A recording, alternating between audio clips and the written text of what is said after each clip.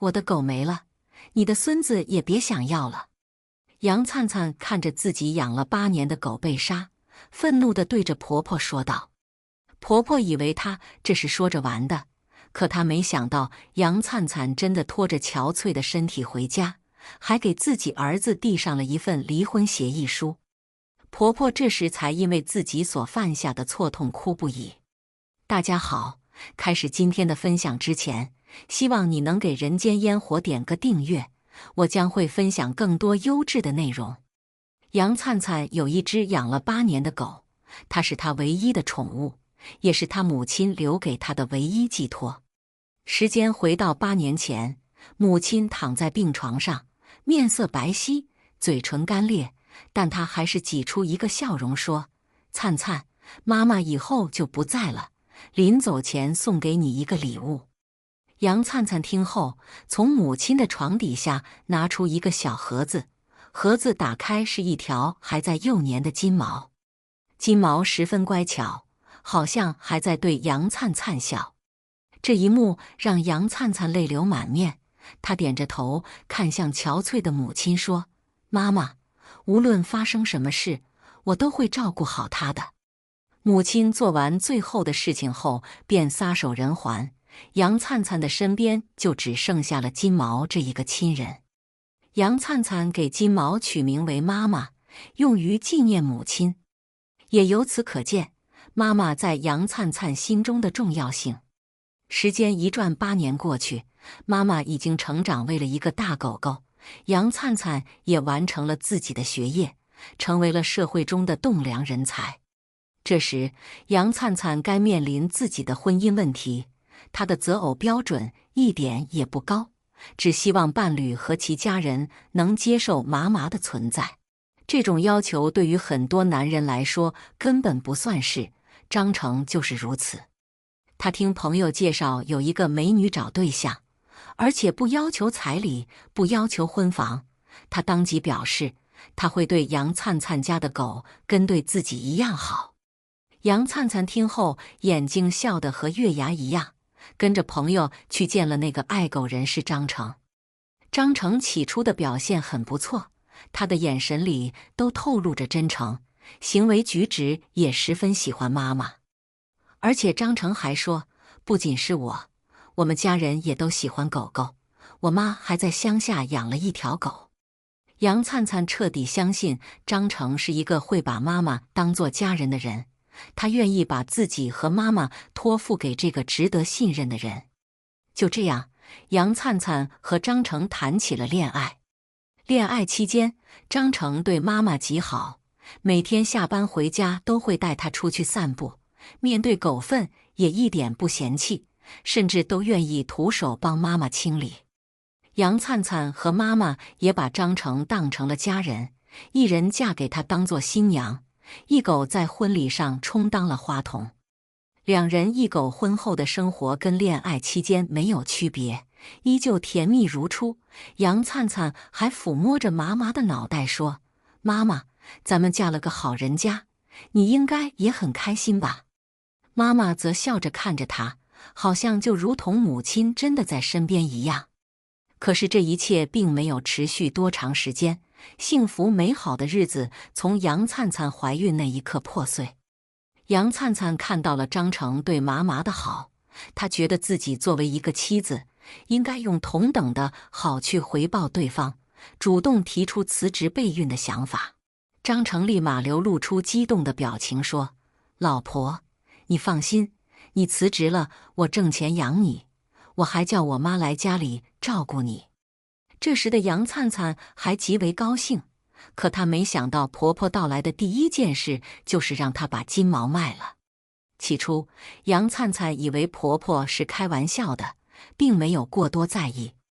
但她怀孕后，婆婆郑重其事地说：“灿灿，你现在怀孕了，一定得把狗给送走了，这可不能开玩笑。”杨灿灿愣了一下：“为什么呀？当初结婚就说好妈妈要跟我们生活在一起。”婆婆叹了口气：“今时不同往日啊，我听说养狗对胎儿不好，它很脏，而且还有细菌。你好不容易怀上的孩子，别因为一条狗掉了。你听我的，妈帮你找个好人家，把它送出去。”婆婆话音刚落，就要抱着妈妈离开，这个行为可是把杨灿灿逼疯了。她大叫一声：“啊！别碰它！”婆婆被吓了一跳，把狗放下，眉头紧皱着说：“你听话，张成，好好劝劝你媳妇。”杨灿灿本以为丈夫会站在自己这边跟婆婆讲道理，谁料张成说：“老婆，我觉得咱妈说的有道理，妈妈会影响你保胎不说，万一以后孩子生下来了，她把孩子咬伤怎么办？可不能因为一条狗，让你的孩子承受无妄之灾呀。”张成话语中充满了对妈妈的不信任，也让杨灿灿感觉到了失望。他置气开口道：“我今天把话放这了，狗在我在，狗走我走，大不了就离婚。”一旁的婆婆听到这话，在心里冷哼一声，还威胁上我老婆子了，等哪天你不在家，我悄悄就给你送走了，我不信你真敢离婚。可是婆婆低估了妈妈对杨灿灿的重要性，也低估了杨灿灿的报复力度。她不仅会离婚，还会做出让他们一家都后悔的事情。某天傍晚，杨灿灿在楼底下看到婆婆的身影，她走到婆婆身后，刚想跟婆婆打招呼，却听到婆婆在跟别人说：“你们是不知道我那个儿媳妇有多过分，怀孕了还养狗，也不觉得脏。”旁边的老太太立马说：“怎么还有这样的人？你要不把狗卖给我，我炖了给我家老头子和儿子补充点气血，狗肉可是好东西。”婆婆一听还能赚钱，立马点头说：“好，我找机会带出来给你。”杨灿灿在身后听到这话时被气得全身发抖，回家把婆婆的话转述给了张成，并让他把婆婆送回乡下，她在家里对妈妈的威胁太大了。张成听后敷衍了几句，说这2天就把母亲送回去。可几天后，婆婆没有消失，妈妈却没了踪影。以往杨灿灿回家，妈妈都会立马叼着拖鞋到门口接她，但今天杨灿灿喊了几声也没见妈妈出现，她的心里瞬间涌起一股不好的预感。如她所料，婆婆低着头说：“我把你的狗卖了，但是你别生气，等孩子生下来，我把村里的狗给你抱上来。”杨灿灿的世界瞬间昏暗，跟妈妈一起生活的那8年，画面就像走马灯一样在他脑海中浮现。到最后，他哭出了声，浑身颤抖地说：“我一定要让你们付出代价。”杨灿灿的声音太过冷漠，婆婆也知道是她的错误行为才导致儿媳变成这样的，她根本不敢跟杨灿灿说话，戳了戳张成的腰，让他去安慰杨灿灿。张成抿了抿嘴唇，伸手拍向杨灿灿的后背说：“老婆，我们给妈妈找了个好人家，她不会受苦的，实在不行，等孩子生下来，我们把她接回来。”杨灿灿听后，眼睛里流露出一丝希望的光芒，她用颤抖的声音问道：“你们把妈妈送到哪里了？”张成将目光投向他母亲，婆婆的头低得更低了，她挠了挠后脑勺说：“给隔壁楼的邻居家了。”“谁家？”杨灿灿突然一阵疼痛，就好像母亲当时离世那样产生的心悸一般。婆婆支支吾吾地说：“就那天你听到的那个李阿姨家，她给了我1000块钱，但是我能把钱拿给你买吃的补充营养。”妈妈对杨灿灿的意义很深重，早就不单单是一条狗那样简单，而是亲人一样。她听到这话，想到了妈妈被人吃掉的画面，双眼一抹黑，便晕了过去。张成连忙上去扶她，杨灿灿的大脑又突然充血，他甩开张成的手，大吼了一声：“你们也要付出代价！”杨灿灿说完离开了家，先前往了那个刘阿姨居住的地方。砰砰砰！杨灿灿疯狂地敲门，根本顾不上什么礼貌。李阿姨听到敲门声后走了出来，她的手上还拿着一块腿骨，嘴上则流满了油。杨灿灿沉声问道：“你吃的什么？”李阿姨还以为杨灿灿是闻到狗肉香的邻居，热情地说：“从旁边楼王太太那里买的狗肉，你要来点不？特别补身体。”杨灿灿的目光看向了他们家的厨房，还有半天被刮了毛的狗挂在窗台上。杨灿灿忍住作呕，从李阿姨家离开。他为何不冲李阿姨发脾气呢？因为李阿姨并不是罪魁祸首，她只是贪吃而已。真正害死麻麻的人是家里那2个所谓的亲人。杨灿灿像丢了魂一样，如同行尸走肉一般走着，不知不觉就来到了医院旁。他抬头看了一眼，像是做了某种决定一样，径直走到3楼的妇产科诊室门口，对医生说：“我要打胎。”医生劝了他一番，并告知了他可能会不孕的后果，最后问他还要继续吗？杨灿灿毫不犹豫地点头。杨灿灿打胎的时候，他的手机一直响，是张成和婆婆打开的电话。他们很担心杨灿灿会做傻事，但杨灿灿没有回他们的电话。打完胎后，拖着疼痛的身子，在楼下打印了一份离婚协议书回家。婆婆看到儿媳，立马说：“灿灿，你终于回来了，我和张成很担心你。”杨灿灿抬头反问：“是担心我，还是担心我肚子里的孩子？”婆婆愣了一下，悻然地说：“当然是担心你呀。”“那就行，我以为我把孩子打了你会生气呢。”杨灿灿像是在说一件再普通不过的事一样。“什么？”婆婆发出刺耳的声音，一旁的张成也瞪大了双眼。他们2人看到杨灿灿嘴唇发白，隐约相信了他的话。但张成还是问了一句：“老婆，你真的把孩子打了吗？”杨灿灿挑了一下眉，点头道：“对。”“啊，你这个女人太不知道轻重了，我不就是把狗卖了吗？你就把孩子打了？一条狗而已，它能跟我的亲孙子相比吗？那可是你的亲骨肉啊！你怎么这么极端呢？”婆婆发出震耳欲聋的哭声。张成则惊了许久才回过神来，也怪罪道：“杨灿灿，这次事情你真的错了，赶紧给我和我妈道歉，然后好好养身体，再怀一个。”杨灿灿呵呵一笑道：“医生说我可能怀不上孩子了。”张成和婆婆对望一眼，好像在说：“那怎么办？要不把这个媳妇给休了吧？”杨灿灿猜出来了他们的内心所想：“你们放心，我不会难为你们。从打掉孩子那一刻起，我就已经做好了离婚的准备。这是离婚协议书，请你们再找一个能怀孩子的媳妇吧。”杨灿灿说完，从兜里掏出那张纸递给张成。张成在母亲眼神的示意下签上了自己的名字。原本幸福美满的家庭，在这一刻彻底支离破碎。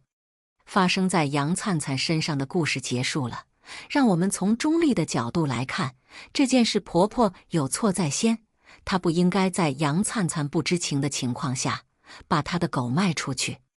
但杨灿灿也有错，她太过于冲动了，做出了伤害他人也伤害自己的事情。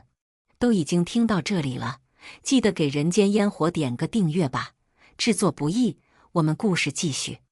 故事2：老公把老家5口人安排在90平的家里，我辞职，8口人你都养着吧。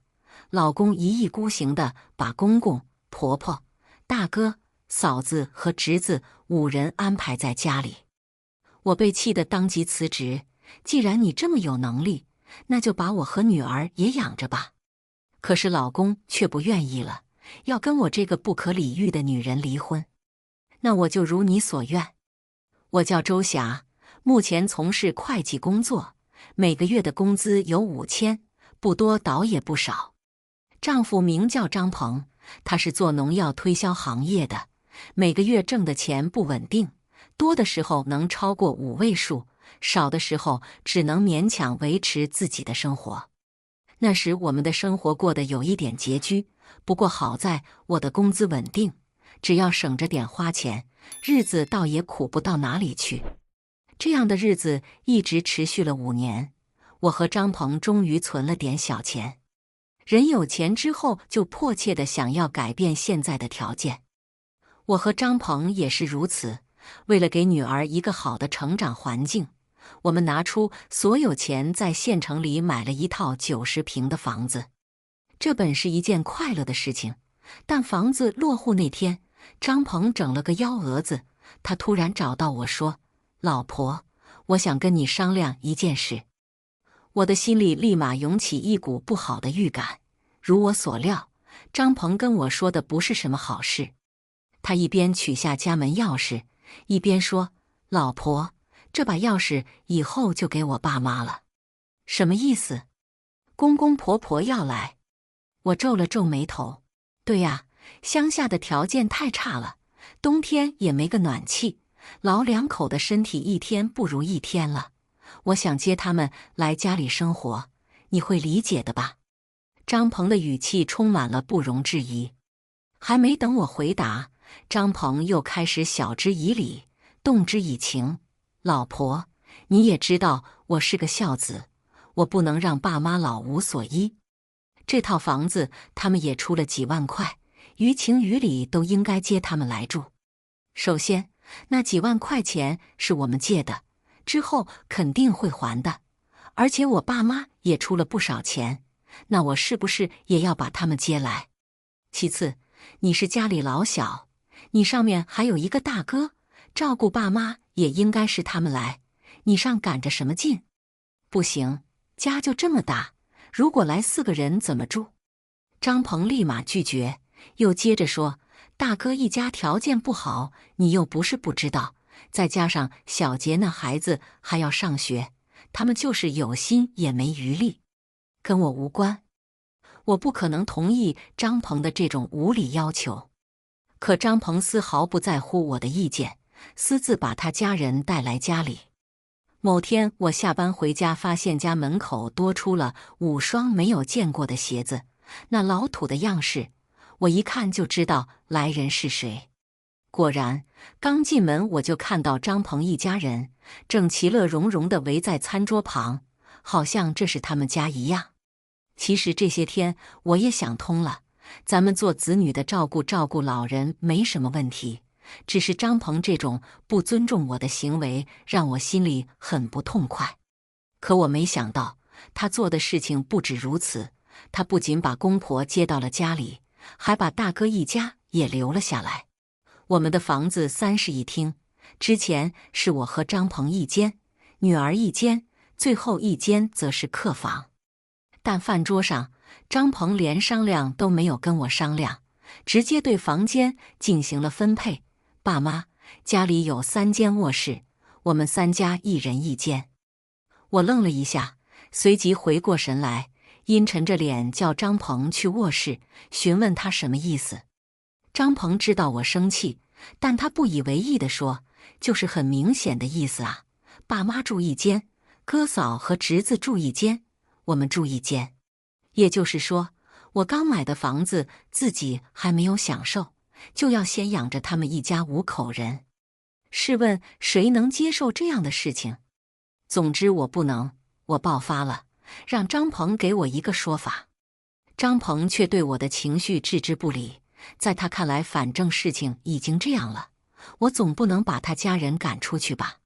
他的想法是正确的，我根本不好意思开口把热情的公婆赶走，只能硬着头皮暂且接纳他们，希望他们有朝一日自己离开。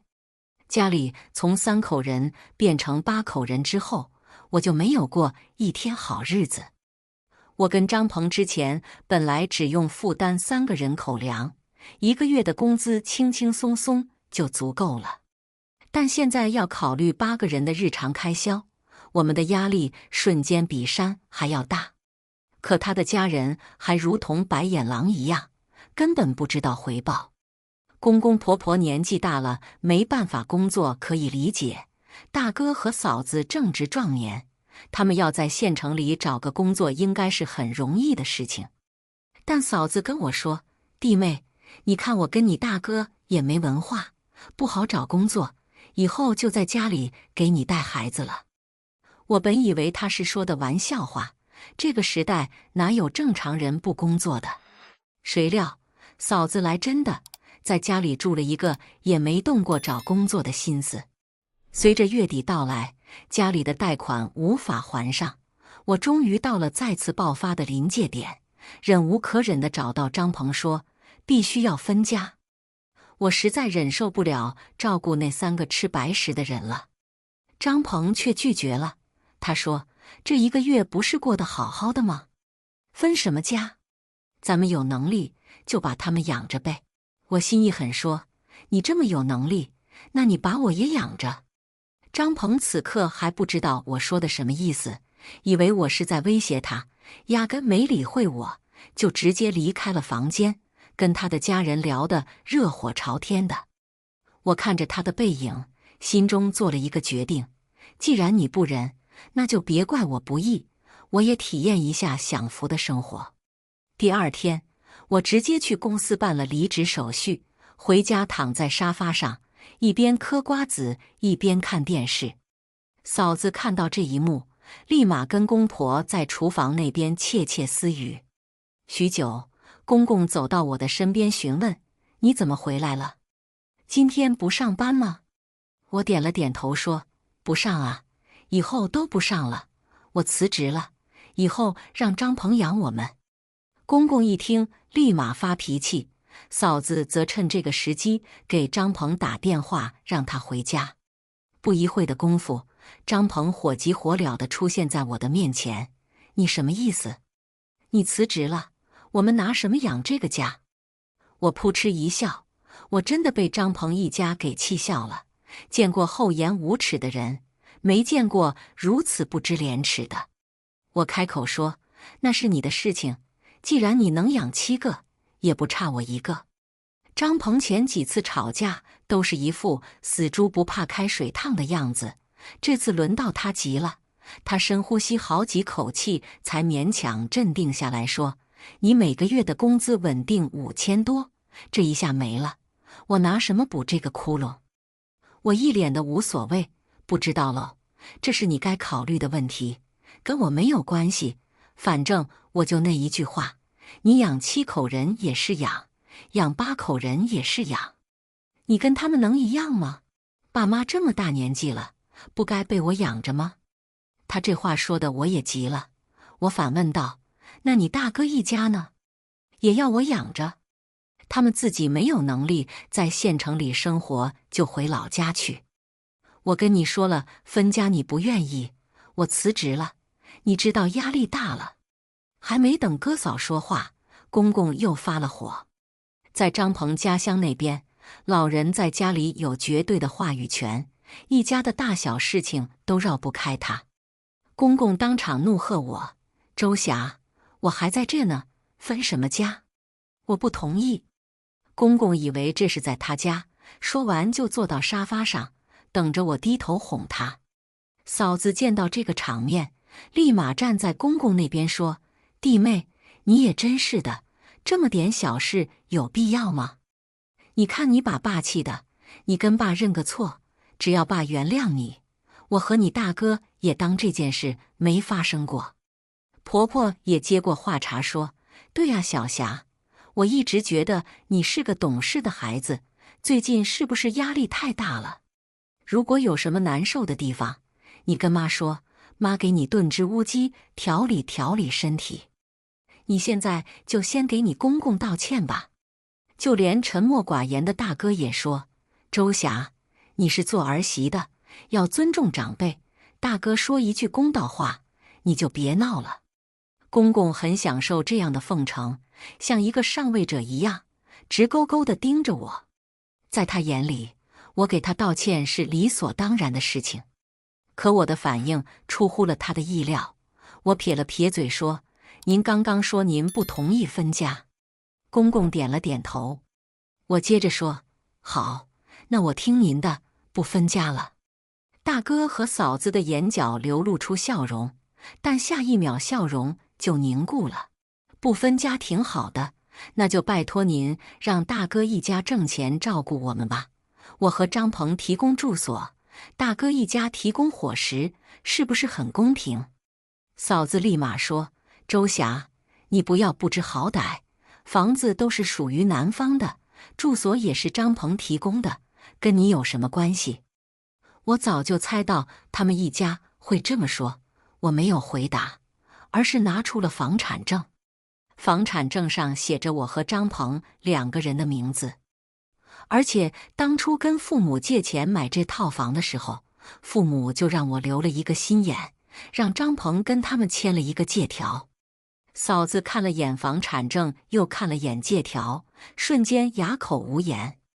公公这时都还没有摸清事情的发展，见我迟迟没有道歉，又来了脾气，开始拿长辈的身份，站在道德制高点教育我：“周霞，你父母怎么把你带大的？就教你这样跟长辈说话的？惹了长辈还不认错，你是不是非要让我给他们打电话？”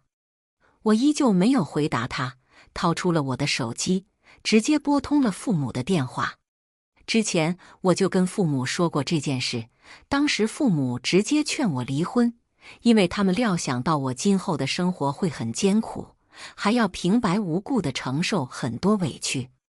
但那时我没有听他们的话，我认为这世上不可能会有那样恬不知耻的人，同时我也相信张鹏会处理好这件事情。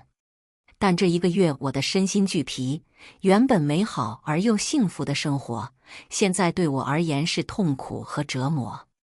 而且此刻的我已经动了离婚的心思，因此我根本不怕和张鹏家人吵闹。公公猛了一下，但电话已经拨了过去，他也不能抹了自己的面子。就在公公伸手接电话的时候，张鹏像是突然复活一样，开口呵斥我：“周霞，你还要闹到什么时候？你如果再这样不懂事，就别怪我对你不客气。”我呵呵一笑道：“怎么个不客气法？”张鹏看样子是被我的挑衅惹怒了，猛拍桌子怒吼说：“再说分家之类的话就离婚！好好好，离婚！你不离你就不是男人！”我二话不说就抱着女儿回了娘家。第2天把离婚协议书送到了张鹏的身边。他这时意识到问题的严重性了，开始向我求饶。说实话，我也没有那么果断。我最后问张鹏：“我可以不离婚，但是家一定要分。”张鹏却陷入了沉默。这一刻我对他彻底失望，这个婚必须得离，我可不愿意今后被他的家庭束缚。故事到此结束。张鹏赡养老人的想法没错，但是他千不该万不该把同辈的大哥也接到家里，而且他们还是来混吃混喝的。试问，有几个女主人能接受这样的事情？以上就是今天分享的故事，大家有什么想说的、想吐槽的，欢迎在下方评论交流，也更希望能给人间烟火点个订阅。我将会分享更多优质的故事内容。